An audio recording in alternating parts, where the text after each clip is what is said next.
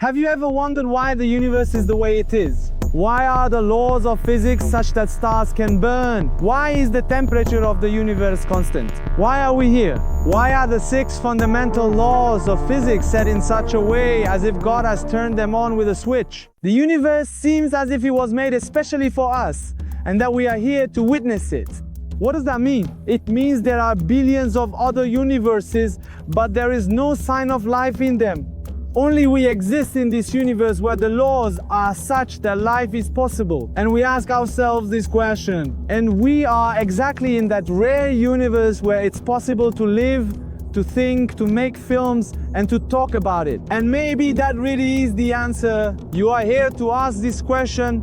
It's neither magic nor coincidence. Maybe if we didn't exist, this question wouldn't exist either. Sometimes we hear people say how precisely the universe is fine-tuned. We quickly say, well, obviously there must be some intelligent design behind it.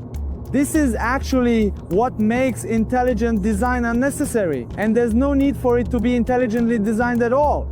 We shouldn't be surprised this is neither a miracle nor intelligent design. If things weren't this precise and this fine-tuned, we wouldn't even be here to ask about it. There wouldn't be any observer to raise such a question in the first place.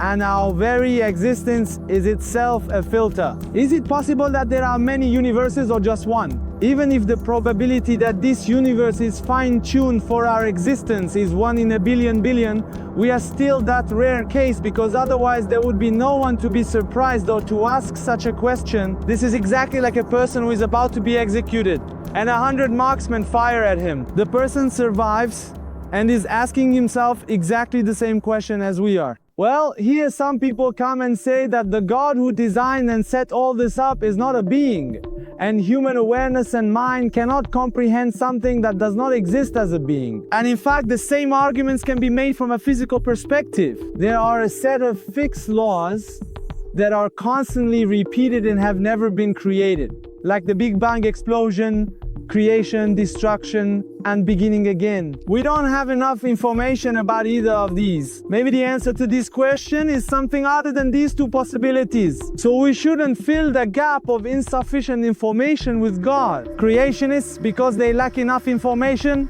have filled these gaps with God. In fact, this is known as the God of the gaps, which I fully explained to you in the previous video. On our channel, we are looking to see whether there is a God or not. And if there is, which one of these religions has the correct God, and we examine the views of philosophers and great thinkers of the world. People have the right to know these things and to find the right path.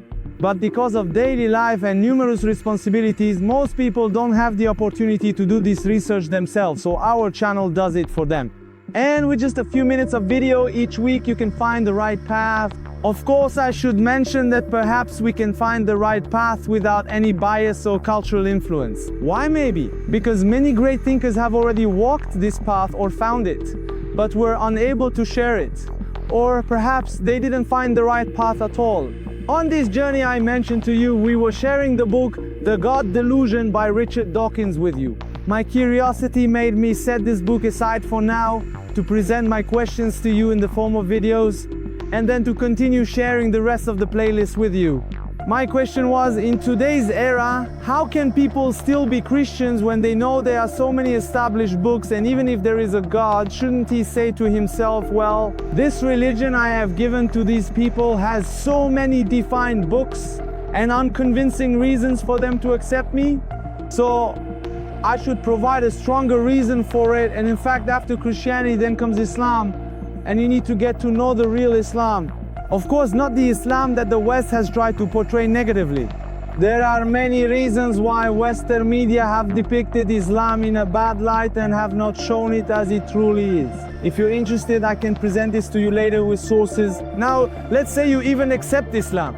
Muslims say that their book is an everlasting miracle for all times. Let's examine this together. First, they say their book is a linguistic miracle, possessing eloquence and beauty of expression, but not everyone in the world can evaluate this. Only the Arabs themselves can confirm this. And for people around the world to recognize this miracle, they would have to spend years learning Arabic in order to understand it. So surely God wouldn't expect people to accept such a miracle. The beauty of the language and eloquence of expression. The second reason it is a miracle is that this book has a spiritual and moral impact on people. We can't accept this, because there are many books like the Bible, Buddhist texts, and even the scriptures of religions we've never even heard of that have brought about transformation in the hearts of their followers. And the third reason Muslims give is that the Quran contains certain scientific miracles and verses that describe scientific phenomena which no one at that time knew about, but which have now been proven by modern science. Let's look at these three verses together. This verse is about separation. In fact, it's something similar to the Big Bang Theory. And Muslims say that even the Quran refers to the Big Bang Theory, meaning separation, the destruction of the universe, and its recreation. The next verse is about the expansion of the universe. Muslims say that at a time when there was no science and people didn't know that the universe was expanding and would eventually perish, the Quran mentioned it. I should say that this word has many meanings, and after science proved that the universe is expanding, Quranic commentators changed its meaning to changing and expanding. In response, Muslims said that the Quran was revealed at a time when people of that era also needed to understand its meaning, and the word was used that could be adapted and interpreted over time. This is also one of those ambiguous ways of speaking for which a convincing reason is never found. Let's take a look at the next verse together. In this verse, Muslims say that the Quran described the order of development in the embryo 1400 years ago. First there were bones, and then flesh and skin formed over them.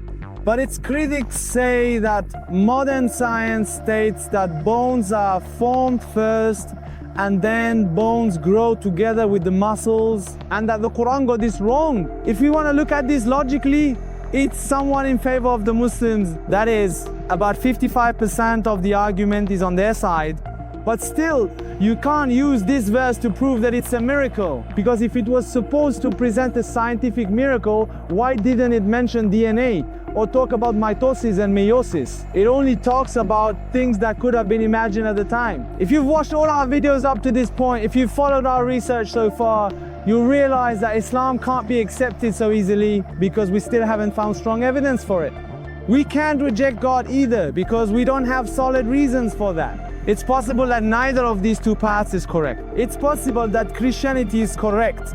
We still need to do more research, and in situations like this, the game continues in such a way that people don't go after investigating because they don't have the time or patience for it. We make this process easier for you. All you have to do is subscribe to us to see the continuation of our research.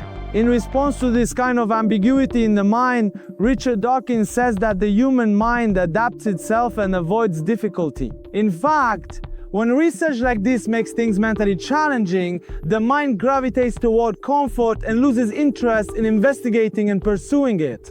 And this is exactly where humans have been making mistakes for centuries and centuries, falling into these traps. For more scientific research, be sure to subscribe to us and follow along with our ongoing investigations. Also, like this video and share it with your friends. Some of the sentences I mentioned are quite philosophical and require deep reflection. But to keep you, dear viewers, from getting bored, I presented them quickly and moved on, yet each of these sentences deserves hours of contemplation. Be sure to go back and watch the sentences again.